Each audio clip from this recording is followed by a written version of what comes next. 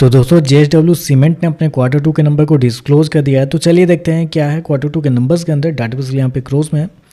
तो देखिए पिछले क्वार्टर में कंपनी 1560 करोड़ के आसपास का रिवेन्यू जनरेट की थी ऑपरेशन के थ्रू। पिछले साल 1223 करोड़ के आसपास, जबकि अभी देखें तो बढ़ के 1436 करोड़ आपको जाता हुआ देखने को मिला। तो साल दर साल जाते हैं तो साल दर साल कंपनी के रिवेन्यू के अंदर तेजी आपको देखने को मिली। लगभग बोल सकते हैं 17% के आसपास का जंप है कंपनी के रिवेन्यू के अंदर साल दर साल। जबकि क्वार्टरली बेस पे जाते हैं तो क्वार्टरली बेस पे कंपनी के रिवेन्यू के अंदर गिरावट है, लगभग 8% के आसपास की गिरावट आपको देखने को मिली। तो क्वार्टरली बेस पे देखें तो कंपनी का रेवेन्यू गिरता हुआ देखने को मिला, लेकिन साल दर साल जाते हैं तो रेवेन्यू के अंदर तेजी आपको देखने को मिली।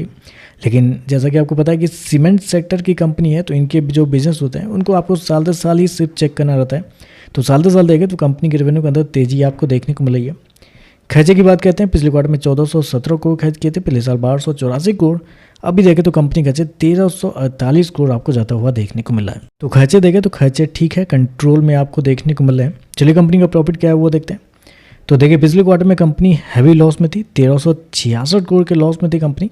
पिछले साल 75 करोड़ के घाटे में थी कंपनी, जबकि अभी देखें तो कंपनी 75 करोड़ के प्रॉफिट में आपको जाते हुए देखने को मिले। तो साल दर साल देखते हैं तो साल दर साल कंपनी घाटे से मुनाफे में आपको आते हुए देखने को मिले। 75 करोड़ के घाटे के मुकाबले 75 करोड़ के प्रॉफिट में आपको आते हुए देखने को मिले। क्वार्टरली बेस पे जाते हैं तो यहाँ पर भी घाटे से मुनाफे में है, लेकिन पिछले क्वार्टर में कंपनी को 1466 करोड़ का एक्सेप्शनल आइटम में नुकसान हुआ था, जिसकी वजह से कंपनी का जो प्रॉफिट है वो आपको घाटे में देखने को मिला था। क्योंकि ऑपरेटिंग प्रॉफिट देखने के लिए जाते हैं तो पिछले क्वार्टर में 164 करोड़ के प्रॉफिट में थी, पिछले साल 33 करोड़ के घाटे में थी, जबकि अभी देखें तो 111 करोड़ के प्रॉफिट में आपको जाते हुए देखने को मिल रही है। तो ऑपरेशन लेवल पे देखें तो कंपनी आपको घाटे से मुनाफे में देखने को मिल रही है साल दर साल।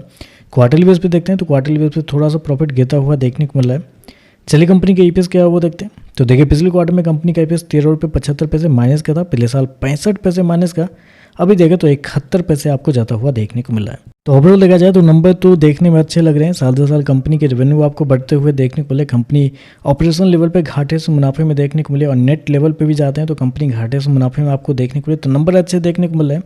हालांकि पिछले कुछ समय में 3 बड़े नाम जो थे, 3 बड़े ग्रुप जो है, इन तीनों की कंपनी आईपीओ लिस्ट होने के बाद से शेयर के मतलब शेयर धारकों को बहुत अच्छा खासा नुकसान दिया है। पहला तो अपना यही हो गया JSW ग्रुप से JSW सीमेंट हो गया, बजाज ग्रुप से देखते हैं तो बजाज ग्रुप से हमारा बजाज हाउसिंग फाइनेंस हो गया, और तीसरा टाटा ग्रुप से देखते हैं तो टाटा ग्रुप से टाटा टेक्नोलॉजी। इन तीनों जब से लिस्ट हुआ है तब से लोगों को नुकसान ही नुकसान हुआ है। इन तीनों आप शेयर में कर सकते हैं। आईपीओ के बाद अच्छा खासा पैसा बना भी है जिन्होंने आईपीओ में अप्लाई किया उनके, लेकिन आईपीओ के बाद जिन्होंने भी शेयर को खरीदा उनको नुकसान ही नुकसान हुआ है, क्योंकि इन तीनों शेयर लगातार आपको गिरते हुए देखने को मिले। तो फाइनली कह सकते हैं कंपनी के नंबर आपको अच्छे देखने को मिले। तो देखते हैं इस पर मार्केट कैसे ये करता है।